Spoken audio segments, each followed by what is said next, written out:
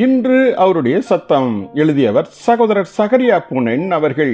நாள் செப்டம்பர் 12. இயேசுவின் நாமத்தை பயன்படுத்த நல்ல இருதயம் வேண்டும்.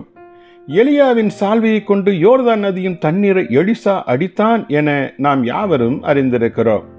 எலியாவை பரத்திற்கு சென்ற கிறிஸ்துவுக்கும் இந்த எலிசாவை பூமியில் கிறிஸ்துவின் ஊழியத்தை தொடர்ந்து செய்வதற்கு வைக்கப்பட்ட சபைக்கும் ஒப்பிட்டு நாம் காண முடியும் என்றால், எலியா விட்டு சென்ற சால்வையை இயேசு தன் சபைக்கு ஒப்புவித்த கர்த்தராகிய இயேசு கிறிஸ்துவின் நாமத்திற்கு நாம் ஒப்பிட முடியும். யோர்தான் நதியின் ஊடாய் வழி உண்டாக்குவதற்கு எலிசா சால்வையை உபயோகித்ததைப் போலவே நம் ஜீவிய பாதையில் தோன்றும் இடையூறுகளை அகற்றுவதற்கு தன் நாமத்தை உபயோகிப்பதற்குரிய அதிகாரத்தை இயேசு நமக்கு தந்திருக்கிறார்.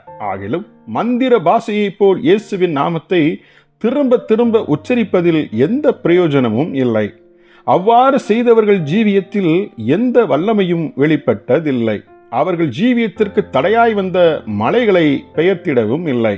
ஒரு சமயம் எலிசா கூறியபடி கேயாசி எழுந்து வந்து எலிசாவின் கோலை எடுத்து அதை மரித்த பிள்ளையின் மீது போட்டான். அவ்வேளையில் இந்த கேயாசி மிகுந்த அதிகாரத்தோடு ஆபிரகாமின் தேவன், ஈசாக்கின் தேவன், யாக்கோபின் தேவனுடைய நாமத்தில் மரணத்தினின்று நீ எழுந்து நட என உரத்த சத்தமாய் கூறி இருந்திருப்பான். ஆனால் ஒன்றும் நடக்கவில்லை.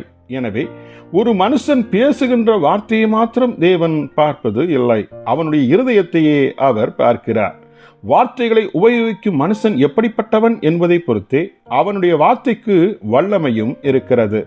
கேயாசியின் இருதயம் தேவனுடைய மகிமையில் நிலை கொண்டிராமல் இவ்வுலகத்தின் மகிமையிலும் தன் சுய ஆதாயத்திலும் நிலை கொண்டிருந்ததை தேவன் நன்கு அறிந்திருந்தார். எலிசாவின் இருதயமோ அப்படிப்பட்டது அல்ல.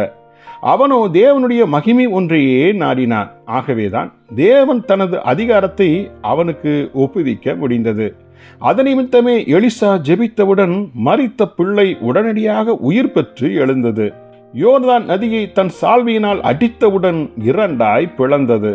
ஜெபிப்போமா. எங்கள் பரம பிதாவே, இயேசுவின் நாமத்தில் வல்லமை உண்டு என்பதை எங்கள் நல்ல இருதயமான ஜீவியத்தில் நிரூபித்து காட்டிட கிருபை தந்தருளும். இயேசுவின் நாமத்தில் ஆமேன்.